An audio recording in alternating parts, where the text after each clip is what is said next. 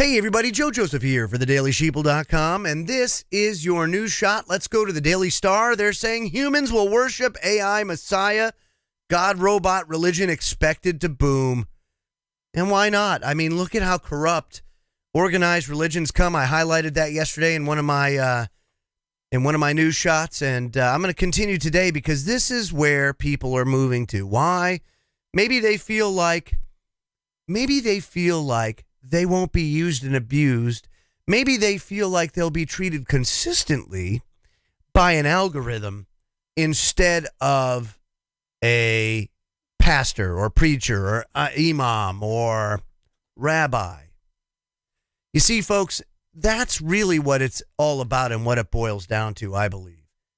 And this new church, if you will, the way of the future, it's called, has been put in place by a guy by the name of Anthony Lewandowski.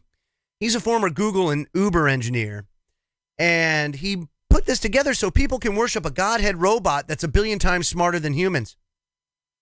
And he wants to create a new church that revolves around AI, and tech experts have said that humans are likely to accept the robot as a higher being, and why not? I mean, if it's superior.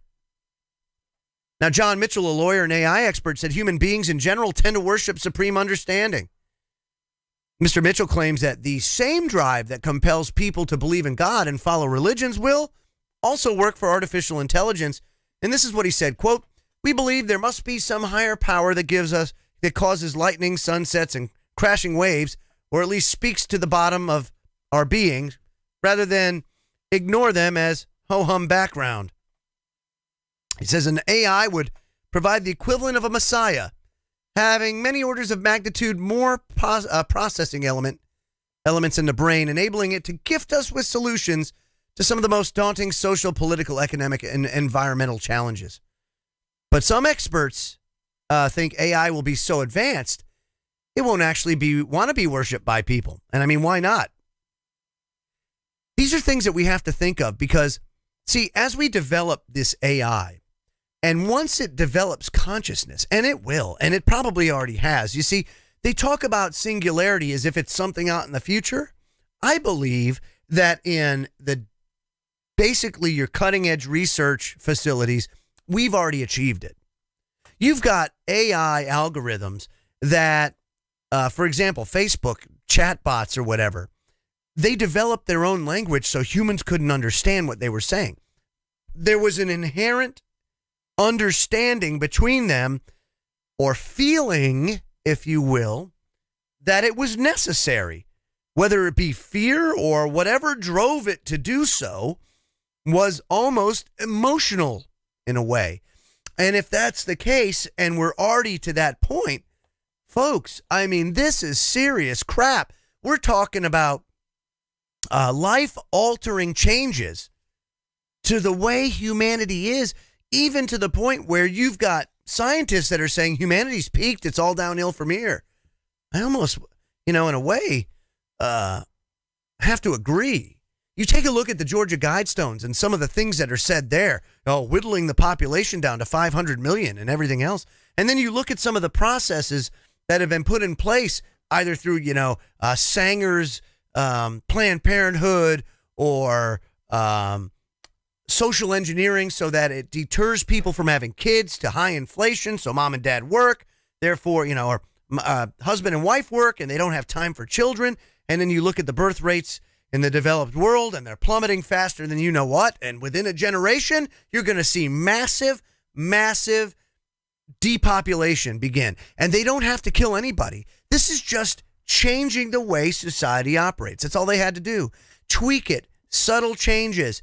And changes to behaviors, changes to patterns. Next thing you know, boop, 500 million people. And they didn't have to do what everybody's looking for. You see, everybody's looking for a nuclear war and all this, mass chaos, chemtrails, spray Ebola, kill everybody. No, they don't have to. I truly believe at the end of the day that while the powers that shouldn't be are evil, I guess you could say, there is a fundamental rule that says what goes around comes around.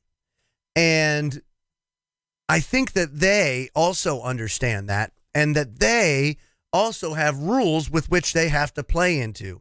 And this comes from understanding some of the forces that they're in communication with and some of the rules that they play by.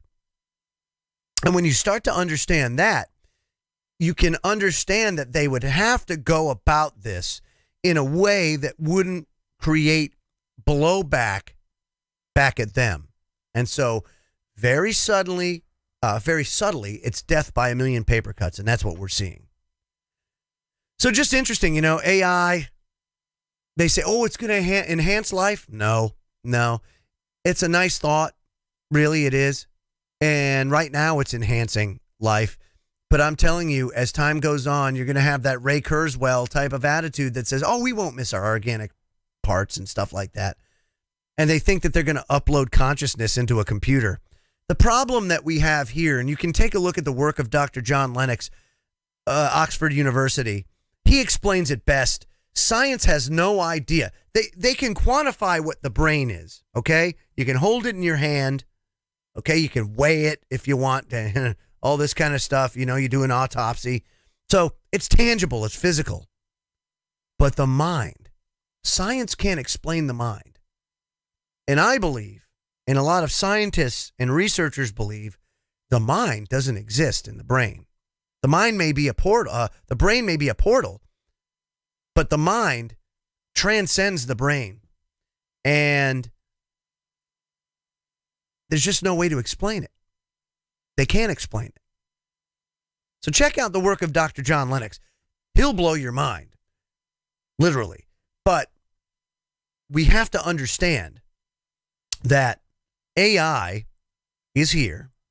AI can enhance, but humanity has no good track record on implementing technology like this without it being an absolute freaking train wreck.